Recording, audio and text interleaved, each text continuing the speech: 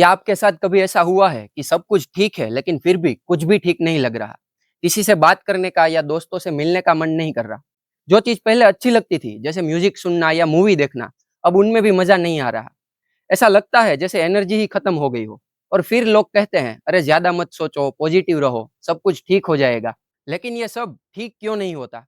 अगर आपने भी ऐसा कुछ महसूस किया है या किसी अपने को इस कंडीशन से गुजरते देखा है, तो आज का ये वीडियो आपके लिए है। आज हम बात करेंगे हमारे साइलेंट एनिमी की, जिसका नाम है डिप्रेशन। डिप्रेशन आज सिर्फ एक बीमारी नहीं, बल्कि 21वीं सदी की सबसे बड़ी हेल्थ क्राइसिस बन चुका है। दोस्तों, सबसे पहले एक चीज क्लियर करना बहुत जरूरी है। उदास होना और डिप्रेशन में होना, ये दोनों अलग अलग बातें हैं। एग्जाम में मार्क्स कमाना, ब्रेकअप होना या जॉब में कोई प्रॉब्लम होने पर आने वाली उदासी एक नॉर्मल ह्यूमन इमोशन है। ये वक्त के साथ साथ आती है और फिर चली जाती है। लेकिन डिप्रेशन ये एक मूड नहीं, बल्कि एक मेडिकल कंडीशन है। ये एक बीमारी है, बिल्कुल डायबिटीज या ब्लड प्रेशर की तरह। ये हफ्तों, महीनों या सालों तक चल सकती है। और ये सिर्फ सोचने से या पॉजिटिव रहने से अपने आप ठीक नहीं होती। इस वीडियो में हम फैक्ट और डेटा के साथ समझेंगे कि डिप्रेशन क्या है, भारत में इसकी स्थिति कितनी गंभीर है, और सबसे जरूरी, इससे बाहर निकलने का रास्ता क्या है। तो इस वीडियो को अंत तक जरूर देखिएगा। तो आखिर डिप्रेशन में होता क्या है? यह सिर्फ मन की उदासी नहीं है, इसके कुछ कॉमन सिम्टम्स है। जैसे कि पहला, लगातार लो फील करना, हमेशा एक अजीब सी उदासी महसूस होना। दूसरा है इंटरेस्ट खत्म होना, अपनी किसी फेवरेट एक्टिविटीज को भी दिल से न लगना। तीसरा है नींद की समस्या, या तो काफी ज्यादा नींद आना या बिल्कुल नहीं आना। चौथा है भूख में बदलाव, काफी ज्यादा खाना या फिर खाने का बिल्कुल मन ना करना।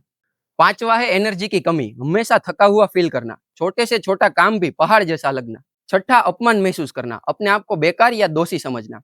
सातवां है फोकस करने में दिक्कत, कुछ भी तय करने या कंसंट्रेशन करने में प्रॉब्लम होना।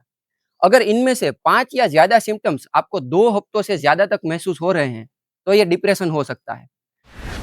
अब बात करते हैं डिप्रेशन के कुछ नंबर्स की। भारत में डिप्रेशन के ये नंबर्स आपको शायद थोड़ा शॉक कर दे। वर्ल्ड हेल्थ ऑर्गेनाइजेशन के मुताबिक भारत में 5 करोड़ 70 लाख से ज्यादा लोग डिप्रेशन से परेशान है। यानी भारत में हर 20वां इंसान डिप्रेशन का शिकार है। यह नंबर ऑस्ट्रेलिया की टोटल पॉपुलेशन से भी 2 गुना ज्यादा बड़ा है। और रूरल एरिया के मुकाबले अर्बन सिटीज में यह समस्या काफी बड़ी है और काफी ज्यादा लोगों में देखने को मिलती है। लेकिन इससे भी बड़ी और सीरियस प्रॉब्लम है द ट्रीटमेंट गैप।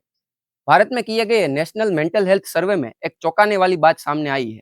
यह रिपोर्ट कहती है कि डिप्रेशन के 85% केसेस में लोग किसी भी तरह की प्रोफेशनल हेल्प लेते ही नहीं है। सोचिए, 100 में से 85 लोग चुपचाप अकेले ही इस लड़ाई को लड़ रहे हैं। ऐसा क्यों है? तो इस पर हम आगे बात करेंगे। लेकिन आइए पहले इसे रियल लाइफ से जोड़कर देखते हैं। 3 अलग अलग लोगों की कहानी से इसे समझते हैं। पहली कहानी है 20 साल के एक इंजीनियरिंग स्टूडेंट की। उस पर पढ़ाई का प्रेशर है, पेरेंट्स की उम्मीदों का बोझ है और फ्यूचर की टेंशन है। धीरे धीरे वो दोस्तों से कटने लगता है, रात भर जागता है, लेकिन पढ़ाई में मन नहीं लगता। उसे लगता है कि वो सबको निराश कर रहा है। वो थक चुका है, पर किसी से भी कह नहीं पाता, क्योंकि उसे डर है कि लोग उसे कमजोर समझेंगे। दूसरी कहानी है 32 साल की एक वर्किंग प्रोफेशनल की। वो एक एमएनसी में काम करती है। टारगेट, प्रेशर, ऑफिस पॉलिटिक्स और वर्क लाइफ बैलेंस के बीच वो फंस चुकी है। उसकी प्रमोशन हुई, सैलरी बढ़ी, पर खुशी कहीं गायब हो गई। अब उसे सुबह उठकर ऑफिस जाने का मन नहीं करता। छोटी-छोटी बातों पर गुस्सा आता है, चिड़चिड़ाहट होती है।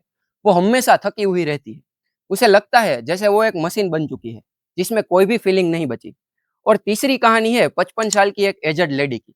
उनके बच्चे अब दूसरे शहर में सेटल हो चुके हैं। उनके हस्बैंड अपने काम में बिजी रहते हैं। पूरा दिन घर में अकेले रहते-रहते उन्हें एक अजीब-सा अकेलापन घेरने लगा है। उन्हें लगता है कि अब उनकी किसी को ज़रूरत नहीं है। उनकी सारी पहचान बस किसी की माँ या किसी की पत्नी होने तक थी। अब वो रोल छोटा हो चुका है, तो उन्हें अपनी लाइफ खाली-खाली लगने लगती है। दोस्तों, इन तीनों कहानियों में एक बात कॉमन है, अकेलापन महसूस करना। और यही डिप्रेशन की सबसे बड़ी वजह होती है।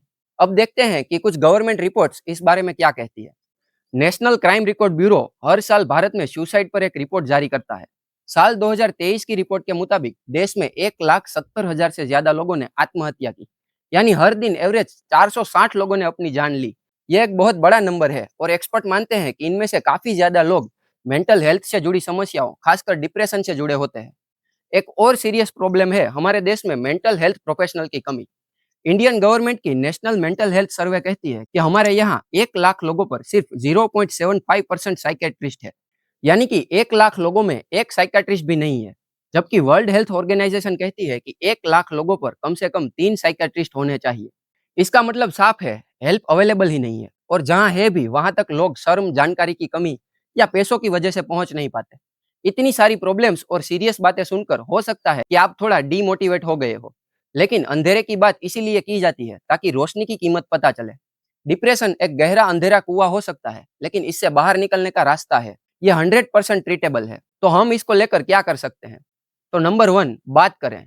ये सबसे पहला और सबसे मुश्किल कदम है। अपने किसी भरोसेमंद दोस्त, फैमिली मेंबर या पार्टनर से बात करें।